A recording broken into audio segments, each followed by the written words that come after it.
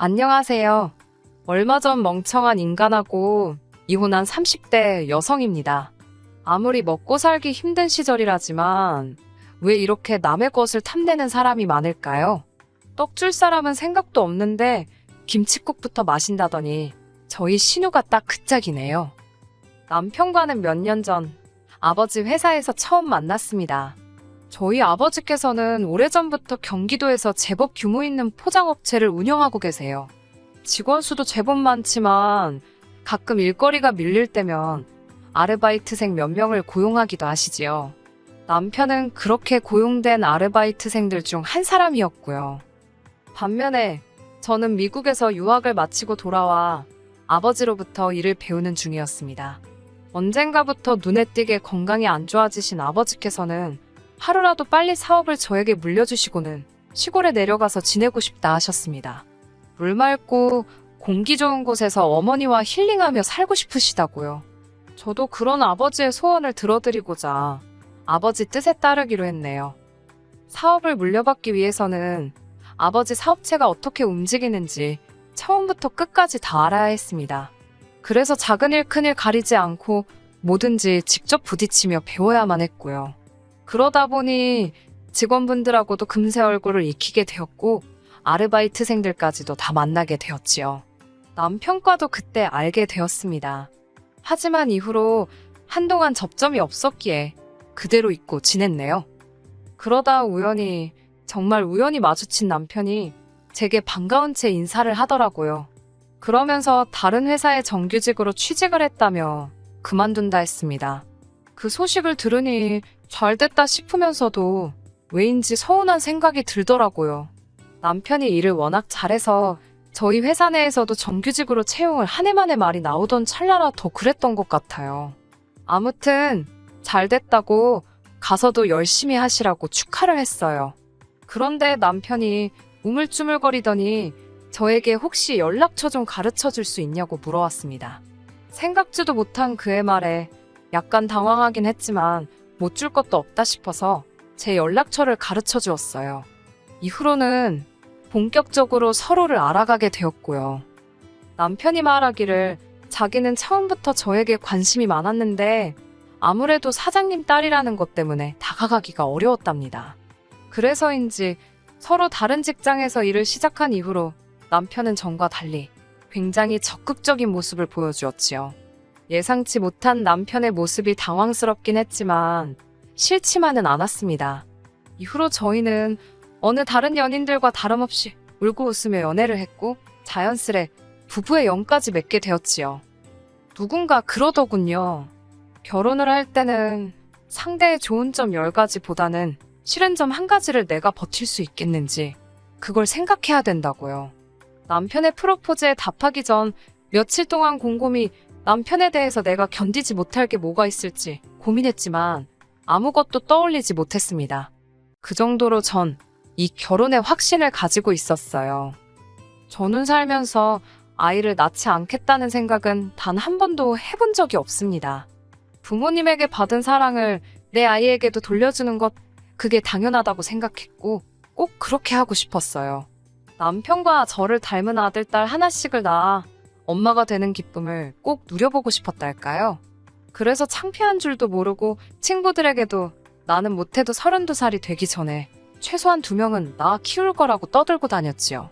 그리고 제 입으로 말하기는 뭐하지만 어차피 아버지 회사를 물려받으면 대표가 전데 뭐가 겁나겠어요? 제가 임신을 했다고 출산을 한다고 누가 저를 자를 수나 있나요? 경력이라든가 금전적인 부분에 있어서는 전혀 문제될 것이 없는 상황이었습니다. 이런 이야기를 결혼 전에 했을 때는 그래 그러자고 대답하던 남편이었지만 막상 결혼식을 올리고 나니 입장을 바꾸더라고요. 처음에는 분명히 아이를 갖는 데 동의해놓고 날이 갈수록 천천히 갖자, 시간은 많다 그러더니 나중에는 꼭 가져야겠냐, 급기야는 생뚱맞게 한다는 소리가 둘이서도 이렇게 재밌고 즐거운데 아이를 낳기 싫답니다. 아이가 생길까봐 무서워서 잠자리도 못하겠다 하더군요. 그러면서 한다는 말이 평생 지금처럼 둘이 유유자적하며 적당히 벌어서 적당히 쓰고 살면 좋겠답니다. 하지만 제 입장에선 가정을 이룬다는 건 남자와 여자가 만나 부부가 되고 둘 사이에 자식을 낳고 알콩달콩 사는 거라 생각했기에 둘이서 잘 먹고 잘 살자는 남편의 말이 곱게 들리지 않았지요. 그러자 남편은 또다시 자신의 지난 과거를 들먹였습니다. 결혼식을 며칠 앞두고 남편과 그동안 결혼 준비하면서 쌓였던 스트레스, 여기 전부 다 털고 가자며 술을 한잔 했던 밤이었어요. 그날따라 많이 취했던 남편이 묻지도 않은 이야기를 술술 털어놓더군요. 그리고 그 이야기에는 충격적인 사실이 숨어 있었습니다. 암으로 오랫동안 고통받다 돌아가신 줄로만 알았던 어머님께선 사실 암으로 돌아가신 게 아니라 아버님 때문에 도망치셨답니다. 그리고 이 사실을 남편도 성인이 되고 나서야 알았다네요. 신우를 포함한 모든 사람이 어머님은 아파서 돌아가셨다 했는데 남편이 대학을 졸업하던 시기에 어머님께서 남편을 찾아오셨더랍니다. 남편을 찾기 위해 오랫동안 헤매이셨다던 어머님께서는 아버님의 욕설과 폭력을 도무지 견딜 수 없어서 신우와 남편을 두고 떠날 수밖에 없었다며 미안하다 하셨대요. 도망친 이후로 다행히 좋은 분과 만나 새로운 가정을 꾸리셨다면서 그래도 남편과 신우만 생각하면 미안하다고 몇 번을 사과하시더랍니다. 아이를 갖는 문제로 다툼이 반복되기 시작하자 남편은 마치 비장의 카드를 꺼내듯이 다시 한번 이 이야기를 꺼내놓았어요. 남편은 어떻게 엄마라는 사람이 자식 새끼를 버려놓고 도망을 가고 새 살림을 차리냐면서 그럴 거면 애시당초 자식을 낳지 말았어야 한다고요. 그리고는 한다는 말이 자식 놓고 도망치는 어머니나 거지 같은 성질을 가진 아버지나 자기 눈엔 똑같다면서 자기는 자식을 낳기 싫다 했습니다. 사실 아버님께서는 지금도 뭐가 됐건 간에 그게 물건이건 사람이건 당신 뜻에 거스른다 싶으면 순식간에 욱하시고 화를 내십니다. 지난번에는 동네 식당에서 식사를 하시다가 맞은편에 앉은 여성분이 자기를 쳐다본다는 이유로 그 테이블에 가서 소위 깽판을 치시기도 하셨지요. 경찰도 오고 온 동네가 시끄러워 난리였다더군요. 아무튼 그런 아버님의 성질을 근거로 짐작하건대 어머님도 얼마나 괴로우셨으면 자식들 다 두고 떠나셨을까 싶어요. 같은 여자로서 조금은 이해가 되었습니다. 하지만 혹시나 어머님을 두둔하는 것처럼 보일까봐 말을 아꼈네요. 그리고 이후로는 할머님께서 보호자로서 남편과 신우를 돌봐주셨답니다. 그나마도 할머님이 돌아가신 이후로는 신우가 보호자 역할을 하게 되었다네요. 그래서인지 신우와 남편이 사이에는 단순한 남매지간의 우애를 뛰어넘어 애틋하고 끈끈한 무언가가 느껴졌습니다. 솔직히 신부인 제 입장에선 부담스러웠던 게 사실이에요. 하지만 두 사람의 우울한 사연을 알고 났을 땐 오히려 내가 더 잘해야겠구나, 바보같이 그런 생각을 했습니다. 신우 덕분에 내 남편이 어디 나쁜 길로 빠지지 않고 이렇게 훌륭하게 자랄 수 있었다는 고마운 마음이 컸으니까요. 하지만 사람 마음이라는 게 다 제 마음 같지는 않더군요. 신우는 한마디로 속다르고 겉다른 사람이었습니다. 그리고 남편의 여린 마음을 이용해 남편을 이리저리 조종하려 들었어요. 하긴 지금 생각해보면 이용한다고 이용당하고 있던 남편도 문제긴 하지만요. 한 번은 이런 일이 있었습니다. 결혼 후 처음 맞던 제 생일이었지요. 친정아버지께서 정말 비싼 명품백을 생일 선물로 사주셨어요.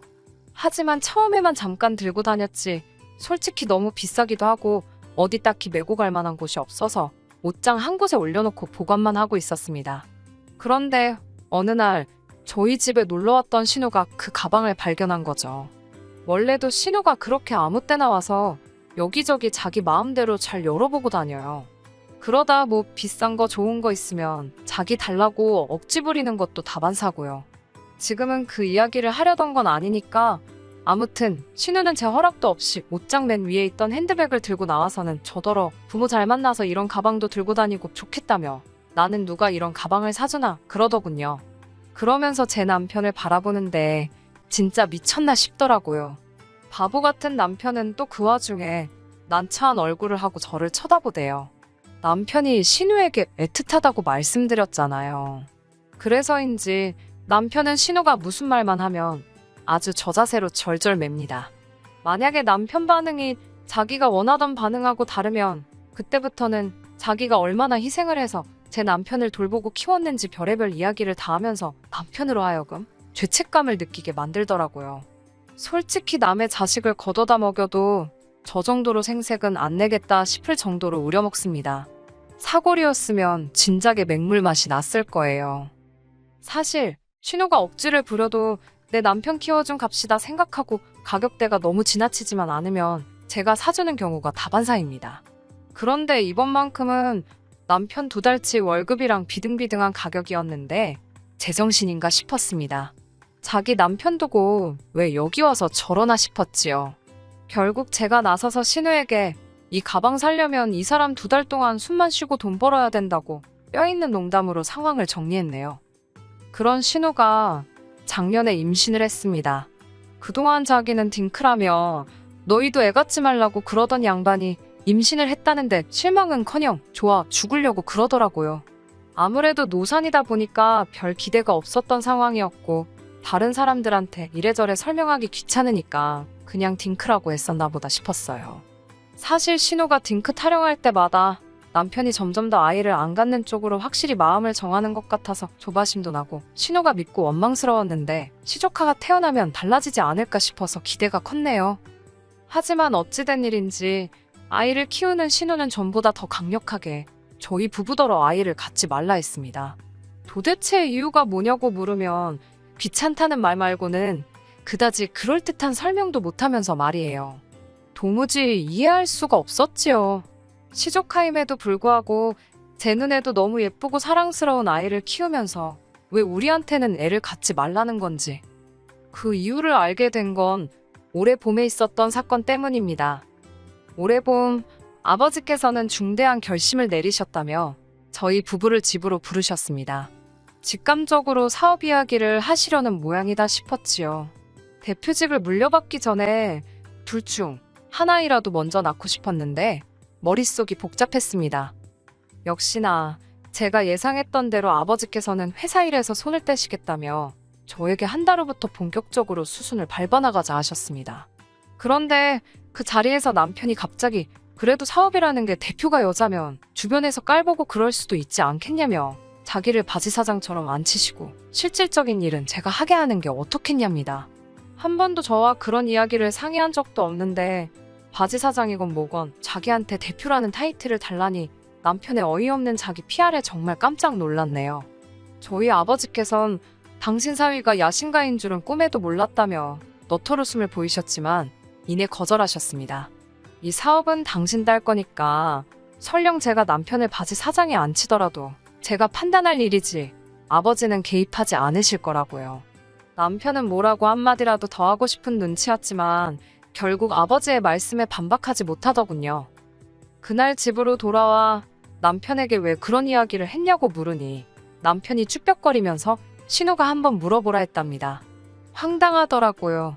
물어보랜다고 물어보는 남편이나 신우는 자기가 뭔데 그런 걸 물어보라고 하나. 찜찜했지만 따지고 들자니 남편이 그러지 말라고 하도 애걸복걸을 해서 눌러 참고 있었습니다. 그리고 얼마 지나지 않아 신우 딸의 돌이었어요. 그래도 제가 외숙모인데 금반지 하나로 달랑 끝내기 뭐해서 금반지하고 백화점 명품 매장에 들려 요새 인기라는 여자 아이용 원피스도 한 벌 샀습니다. 그렇게 돌잔치에 도착했는데 신우가 제 손에 들린 쇼핑백을 보더니 뭐 이런 비싼 걸 사왔냐면서 저더러 돈 좀 아껴 쓰랍니다. 저는 처음에 미안해서 하는 말인 줄 알았어요. 그런데 옆에 있던 신우 남편이란 작자가 헛소리를 짓거리더군요. 이거 우리 딸이 산 거나 마찬가지랍니다. 제가 무슨 말이냐고 하니까 처남이랑 처남댁이랑은 애 안 갖기로 한 거 아니냐며 그럼 처남 죽고 처남댁도 죽으면 그 재산은 다 우리 딸이 받을 거 아니냐고 그러니까 이건 우리 딸이 미리 땡겨서 쇼핑했다 뭐 그런 뜻이랍니다. 얼마나 어이가 없던지 돌잔치 축하해주러 갔다가 뒤통수 한 대 씌게 얻어맞은 것 마냥 얼얼하던데요. 제가 순간 표정 관리를 못했는지 신우가 수습을 한답시고 농담이라며 다른 이야기를 꺼내는데 말이라는 게 주워 담을 수 없는 거잖아요. 너무 찜찜하고 기분이 나빠서 남편도 남겨놓고 먼저 집으로 왔습니다. 제가 사라진 걸 알아챘는지 남편으로부터 몇 번 전화가 걸려왔지만 받지 않았네요. 몇 시간 뒤 남편이 집에 돌아왔고 제 눈치를 살피더군요. 저는 남편한테 우리도 아이를 갖자고 했습니다. 신우도 저렇게 애 낳고 행복해하는 거 보라고 당신은 정말 애 안 갖고 싶냐고요. 그러자 남편이 한다는 말이 한 집에 애가 하나만 있으면 되지 몇 명이나 뭐가 필요하냐입니다. 제가 신우네 애는 조카고 나는 우리 애를 갖자는 거라고 조카는 조카지 조카가 어떻게 우리 애를 대신하냐고 따지니까 남편이 저한테 한다는 소리가 자기한테는 누나가 어머니나 마찬가지라며 자기는 그 은혜를 조카에게 사랑을 주는 걸로 갚고 싶답니다. 괜히 우리 사이에 아이가 생기면 조카가 서운한 일도 생기지 않겠냐면서 한 명만 잘 키우면 좋지 않을까? 그러는데 진짜 이건 뭐한데 패버릴 수도 없고 어처구니가 없더라고요. 말 같지도 않은 남편의 말에 그럴 거면 이쯤에서 서로 갈 길 가자고 했습니다. 나는 아이를 갖고 싶고 나의 온전한 가정을 꾸리고 싶은데 당신은 신우로부터 정신적으로 독립을 못한 것 같으니 우린 갈 길이 다른 것 같다고요.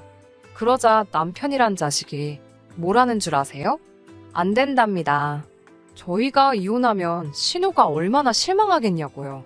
저랑 결혼하면서 신우가 동생 키운 보람이 있다고 어디서 제대로 된 여자를 데려왔다고 얼마나 칭찬해줬는 줄 아냐면서 순간 돌잔치에서 신우 남편이 했던 말이 생각났어요.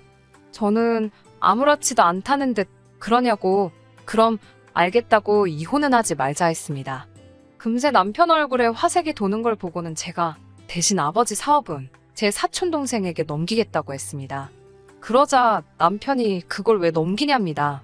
그래서 당장 나나 당신한테 무슨 일이라도 생기면 우리 아버지 사업이며 내 재산이며 죄다 엄한 집구석 좋은 일 시키게 생겼는데 그 꼴은 못 본다 했어요. 그러자 남편은 대번에 신은혜가 왜 엄한 집구석이냐면서 밑도 끝도 없이 제 사촌보다 자기 누나가 낫다는 거예요. 그러면서 그렇게 걱정이 되면 양쪽 집에 반반씩 주는 걸로 해두잡니다. 반은 제 사촌동생, 나머지 반은 신우나 시조카한테요. 이렇게 뻔뻔한 남자였나? 뻔뻔한 건가 멍청한 건가? 염치가 없는 건가? 별의별 생각이 다 들던걸요.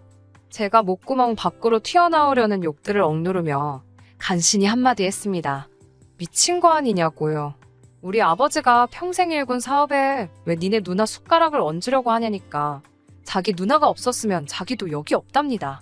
기가 막히고 진짜 코가 막히더라고요. 더는 남편하고 말 한마디도 섞고 싶지 않아서 야 가라 가 네 누나한테로 가라고 했네요. 다시는 연락하지 말라고 변호사 사서 이혼서를 보낼 테니까 그런 줄 알라고 했습니다. 진짜 호의가 계속되면 혹은 줄 안다더니 그 말이 딱이더라고요. 이후로 뭐 난리도 아니었지요. 신우한테 전화와, 신우 남편한테도 전화와, 심지어 아버님한테도 전화오고. 남편은 저희 친정 앞으로 찾아오다가 저희 아버지랑 마주치는 바람에 진짜 뒤지게 얻어맞을 뻔한 거 뒤따라오던 경비 아저씨 덕분에 살았다 하더군요. 사연 많고 가진 거 없는 남자여도 내가 지 사랑하고 지가 나 사랑하면 그것만으로 충분했는데 왜 나를 통해서 효도를 하려고 한 건지 생각할수록 열불이 납니다. 남편에게는 제가 유일한 동아줄이었는데 말이에요. 동아줄 잡고 잘 올라갈 생각이나 하지 원래 욕심이 크면 화를 부르는 법 아니겠어요? 이후로 남편의 소식은 모릅니다. 신우한테 뒤지게 욕이나 먹었겠지요. 그 나이 먹고 누나한테 왜 찍소리도 못하고 사는지 평생 지 누나랑 조카나 뒷바라지 하게 생겼네요. 꼴 좋다 멍청아. 끝까지 들어주셔서 감사합니다. 오늘의 사연은 여기까지입니다. 구독과 좋아요, 알람 설정 부탁드리고 더 좋은 사연으로 다시 찾아뵙겠습니다. 감사합니다.